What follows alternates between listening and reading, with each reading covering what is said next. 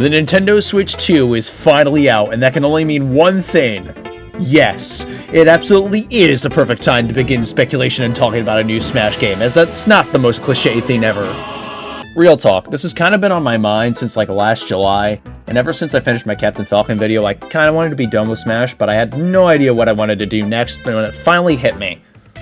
Go back to Smash! I like this series, and still want to be heavily invested into it, except the videos were just getting harder and harder to make since I'm not very good at this game.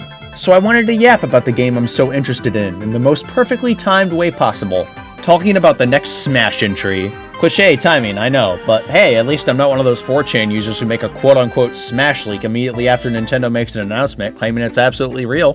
Nah, actually I just want to talk about characters I think are cool and I want to see in the game. I'm not doing this talk about a potential Smash 6 since I don't really have anything I want to see in the next game besides better balancing, and I'm not fully ready for a new age of totally real Smash leaks and getting mad at Sakurai for adding Fire Emblem character 69. I just want to talk about cool characters, go in depth on them, and talk about why they're cool and why they should be in Smash. So this likely won't be the only video where I talk about a character I think is awesome for 20 minutes. Anyway, if it isn't obvious from the thumbnail or title, the first character, a personal favorite of mine, is Bandana Dee. Bandana Dee! If you don't know who this guy is, he's from the Kirby series, and it's absolutely one of my favorite video game series that has ever existed and probably ever will. I just wish it was better represented in the Smash series since it, among many other game series, don't really get the full recognition you'd expect. I mean, we live in a world where Cloud gets to invite his stalker of a rival, Sephiroth, but for some reason Sonic couldn't give an invite to Shadow.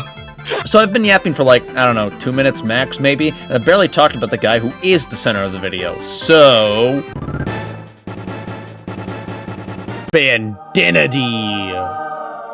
Alright, let me give you the brief on this little fella, since I don't have that much time. I mean, actually, I do have all day. I just want to get to the part where I talk about why he's cool. If you've been living under a rock and have never seen unfathomable greatness, this is Bandana Dee. He's a courageous Waddle Dee, notable and recognizable for his fearsome strength and his primary weapon, the spear. The little guy used to be a background character, only making 2 very minor appearances in the entire series before his playable debut. His first ever appearance being the first opponent you face in one of the minigames of Kirby Superstar, Megaton Punch. It's just a short timing minigame that eventually ends up with Kirby splitting the planet in half.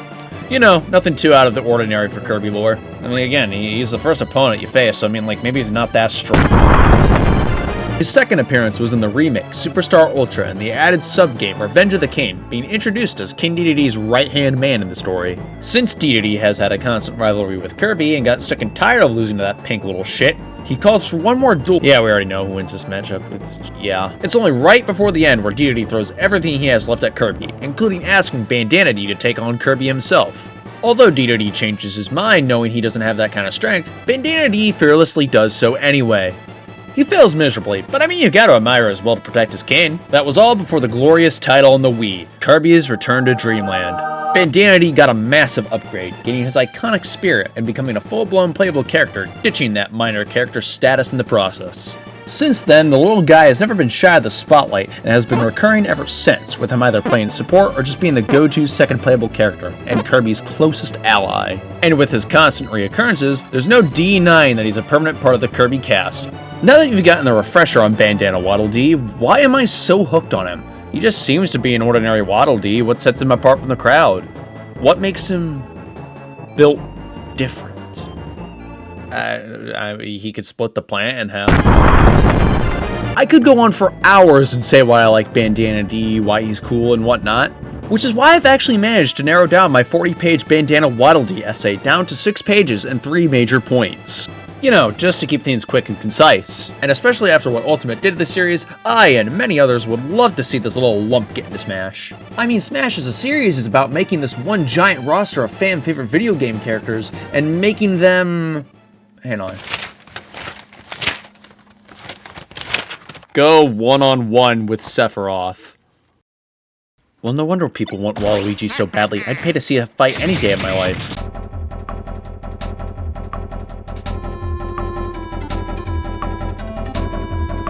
One of the biggest reasons I see he should be added is his main choice of weaponry, the spear. Now I could be like generic Smash fan 5138 and talk about why my favorite character would have a unique moveset. Actually, the spear is quite unique and can offer a wide variety of differently new moves. And I probably could. I really could. I probably will end up anyway, but I'm not gonna sit here and try to convince you that, oh, he has a spear, he can have a unique moveset, especially when the words unique moveset don't really mean anything to me when talking about characters that could be fighters. I mean, you could potentially use this for just about any existing video game character ever. Though once you start using it for every character, it arguably starts losing its value, even if it is a true statement. Admittedly, it's not like a spear is going to be too different from the 30 other weapon users we have, since, at their core, they're just doing the same shtick where they throw in an annoyingly large-sized disjoint that's nearly impossible to contest. I am going to try and take a different approach, and instead pitch different playstyles that could be explored with the spear, which I feel has more value, especially since spears aren't actually seen in the roster if you don't count various outliers.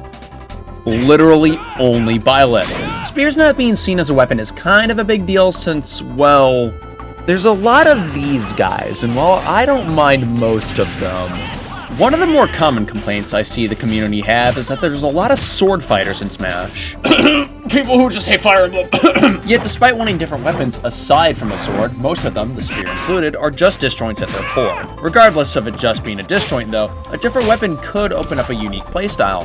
And it's something new to look at since there really aren't primary spear users in Smash, with the only character that does wield a spear type weapon for a few moves is Byleth.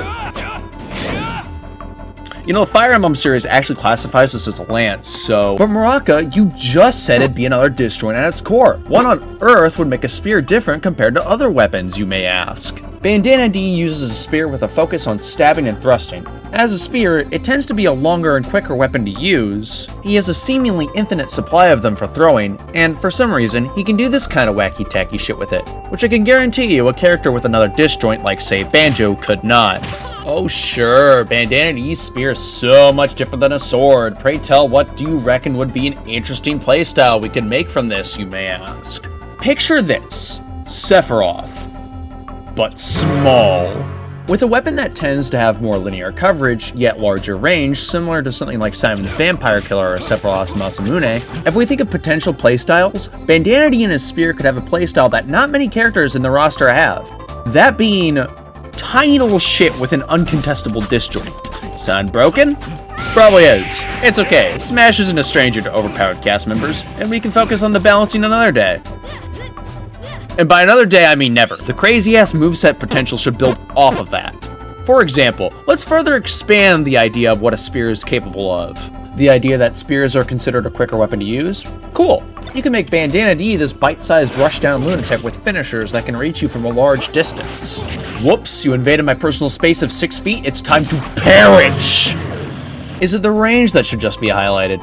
Perfect, then Bandana Dee could be the first mid-range Kirby character, threatening long-range melee coverage along with handy tools to force approaches into that deadly up-close zone Bandana Dee controls. All in a tiny little ship the same size as Kirby. And the best part about Bandana Dee is the spear isn't the only weapon he's packing, as he's also been seen to use a parasol. And again, much like the spear, it's not a weapon commonly seen in Smash, because, well, it's not actually a weapon in the first place. While Bandana Dee's parasol doesn't hold as many uses as a spear, I wanted to touch up on it as it could have some crazy moves that could possibly help build a playstyle. You see, in the Kirby series, Parasol is this cool little disjoint that allows you to have this constant hitbox out that shields you from oncoming danger in various directions, with some of the moves allowing you to throw it out and have complete invincibility, or just hold it out as a barrier of some sort. The idea here is something that another character already does, Palutena with her shield, and as stupid as her dash attack and back air might be, in concept, it's a neat thing to use, using your own shield as a weapon. Neither of these weapons have been experimented with in Smash, and Bandana Dee just so happens to be a bite-sized boy that holds that gold mine.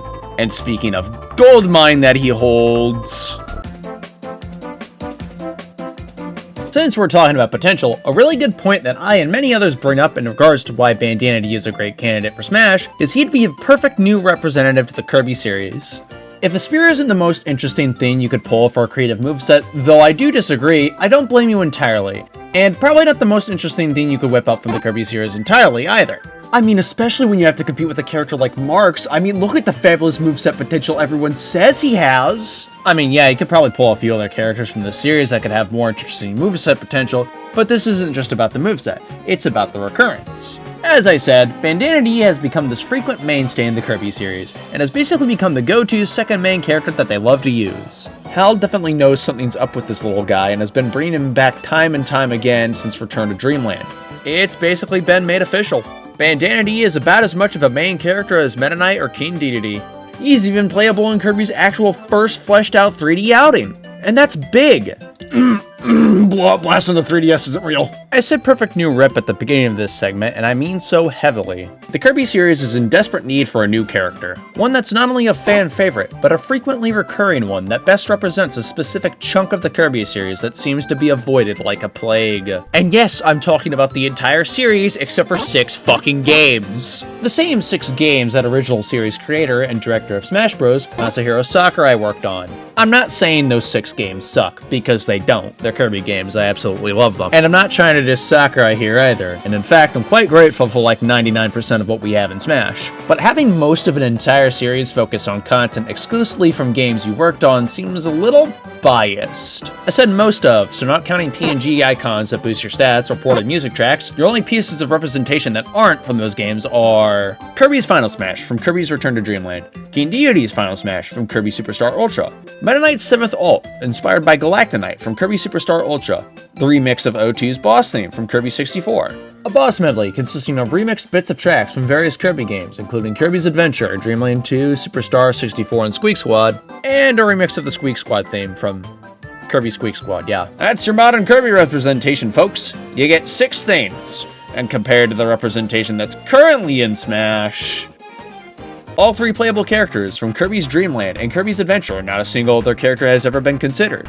Your stage selection is 3 iterations of Green Grains from Kirby's Dreamland, one literally being from the Game Boy, Fountain of Dreams from Kirby's Adventure, Halberd, and Great Cave Offensive from Kirby Superstar. Your choice of items, the Warp Star, Maxim Tomato, Super Spicy Curry originated from Kirby's Dreamland, the Bomber and Star Rod originated from Kirby's Adventure, and the Dragoon from Kirby's Air Ride. The assist trophies, Nightmare from Kirby's Adventure, Chef Kawasaki, and Knuckle Joe from Kirby Superstar. All remixed music tracks, minus the 3 I mentioned earlier, there's a total of 18 remixed music tracks. The only 2 Mii costume accessories, both Meta Knight's mask and Marx's hat. But I don't really count those myself, I just thought I'd include them here anyway. And in World of Light, an entire segment dedicated to Gourmet Race, a minigame from Kirby Superstar, and everyone's favorite grape, Marx, who's an entire boss from Kirby Superstar. Yeah, that's a lot. It's neither confirmed nor denied that Sakurai is biased when it comes to adding stuff for the Kirby series. It's kind of hard to tell, too. Especially when you consider that 85% of Kirby's representation in Smash comes from those aforementioned 6 games. It definitely would not hurt or cause the end of the world to add some representation that isn't from those. Ideally, the boy, and any fitting remixes and stages along with him. And what better way to represent this hardly seen age of Kirby in Smash than a character who best showcases the modern Kirby games? Bandana Dee would be perfect. The second playable character of modern Kirby, the guy who's hardly ever missing from these new games. Bandana Dee. Alright, so he's got the cool moveset, but I mean, if everyone else can have one, then so what? He's got the main character status, but what other remarkable character doesn't? Murata, you've gone on for 13 minutes about this orange little lump. Why is this guy more worthy of a video than someone like Gino? Okay, you gotta hear me out on this one, because it's either gonna make me sound like an actual genius, or I'm mentally insane. Either way. Really important question. Why do people like Bandana Dee? He not only seems to be loved by Hal enough to be made a recurring character, but he's also got a massive fanbase, and it really shows because, I mean, hey, you didn't click on this video because I'm the only guy in the universe who likes him. Or you're here out of spite and pure hate. Either way, my point still stands. How'd he get that title of fan favorite anyway? I mean, he's literally just a Waddle Dee with a bandana and a spear. I'm aware that when it comes to the moveset department, Bandana Dee using a spear may not be the most interesting thing ever. The competition is pretty tough. I mean, he's gotta compete with crazy characters like Waluigi. He plays tennis. How would anyone compete with that? And being a main character doesn't really matter, especially when, you know, we have characters like fucking Piranha Plant. I really looked into it, and from what I could gather from various Reddit posts and GameFAQs threads, because those are totally reliable, a lot of the things I found were because he's extremely recurrent and essentially the 4th main character in Kirby. But I already touched base on that. I mean, I made this video to say why I think he's cool, so to me, it really seems to be more than just that. I can't vouch for him when I say this, but I think the reason he's so beloved is there's really more to him than meets the eye. Yeah, the name implied. Bandana Waddle Dee. Bandana Waddle Dee. People aren't wrong. He really is just a Waddle Dee at his core. But that one simple word screams poetry. I may be overinterpreting this, but who cares? He may just be a Waddle Dee, but he's not just your average everyday face in the crowd guy. He's above and beyond for a reason. When I originally supported him back in the late days of Smash 4, many disregarded Bandana Dee or discussion about him because he's just a random enemy, a Waddle Dee that picked up a spear, Hat Goomba. Yeah, first off, was that ever an issue? Even if he was just a Waddle Dee, you think that matters? We have a playable Piranha Plant, and I bet there's still people out there asking for a playable Goomba. I have to ask what went through Sakurai's mind when saying this to his team. Guys, let's make the Piranha Plant from Mario a fighter. Yeah, the little plant guys that pop out of warp pipes. We gotta make them playable. No problem with the choice, really none at all, but again, I just gotta know the discussion that was there for that idea. It'd kinda be illogical to disregard someone like Waluigi because he's just purple Luigi. Wouldn't it? Yeah, on the surface, he is just a Waddle Dee, but there's stuff on the inside that makes him different. Now, as to what makes him different from any other Waddle Dee, I mean, again, he can punch the plant in half. What evidence there is that makes Bandana Dee different from any other Waddle Dee is A, his minor case of severe main character syndrome, which I've gone over for like 20 minutes, and B, his distinct personality. Yeah, he may look like an ordinary Waddle Dee, but he's got a different personality. Not that his personality is what makes him a great candidate for Smash, because, I mean, we have characters like Mr. Game & Watch, and what's this guy's personality? He's literally a piece of paper and speaks in a language we can't understand. He's so fucking cool. This personality is what makes him so memorable and lovable. It's so noteworthy to me that it's like the main reason I decided to make a 20-minute video about a bandana-wearing lump with a spear. Like I said before, he's just built different. Bandana Dee's personality is literally striving to be built different. I'm not fucking kidding, hear me out. If you've played Kirby games and noticed, he definitely acts differently than other Waddle Dees, and not just because he's playable. While most Waddle Dees tend to loaf about as if they're carefree, somewhat lazy, and follow orders, Bandana Dee seems to follow his own ambitions and go out of his way to help his friends. The games describe him as everyone's idol or a brave warrior, acknowledging the fact that, yeah, he may be a Waddle Dee, but his strength and courage are something to be looked up at and admired. Direct quotes in the games themselves show that he has some individuality. Yes, I'm not kidding. He has full paragraphs of full fucking paragraphs of dialogue. He's got ambition and dreams and wants to be strong and recognized no matter how hard it is for him. Even in a song where it's written as if Bandana Dee himself is singing it. I'm not making this shit up. He has his own song. He simply desires to be stronger, just like his allies. And from that single line of just wanting to be recognized, he really does it all just to simply stand out from the crowd. His very character is wanting to be recognized as a brave and noble hero, and wants to be more than just your average carefree parasol wielder, and I find that so poetic, especially when you look at how he was created. Again, hear me out. When I said there's more to him than just being a Waddle Dee, the literal creation and his character development defines that. In the initial creation of Bandana Dee, he wasn't originally designed with the intention of being an individual character, and instead, just as a representative of the Waddle Dee species as a whole. He was even going to get his own unique name, Bandy, but again, he was just going to be a playable Waddle Dee to represent the species as a whole. Hence why in some of his earlier appearances, he was just called Waddle Dee. But like I said, Bandana Dee is just built different. And despite being created with the intent of being nothing more than a mascot for the Waddle Dee species, through his many appearances, he slowly went from being just a Waddle Dee to being an individual with a fleshed out personality, one of Kirby's most unique allies, and a face that truly stands out from the crowd. It really does mirror his personality. Where Bandana Dee wants to be seen as a brave and noble warrior, and not just a Waddle Dee, his development shows that there's more beyond his squishy surface, and why this guy became the fan favorite that he is. Hate the guy all you want, but at least he has his own theme song. That'll be the end of this discussion that I've been putting off for like 6 to 7 months now. If you made it this far into the video, consider dropping a comment, liking if you think this was a good video, I convinced you to like Bandana Dee or any other reason, or even subscribing if you're interested in like another 6 months for another video.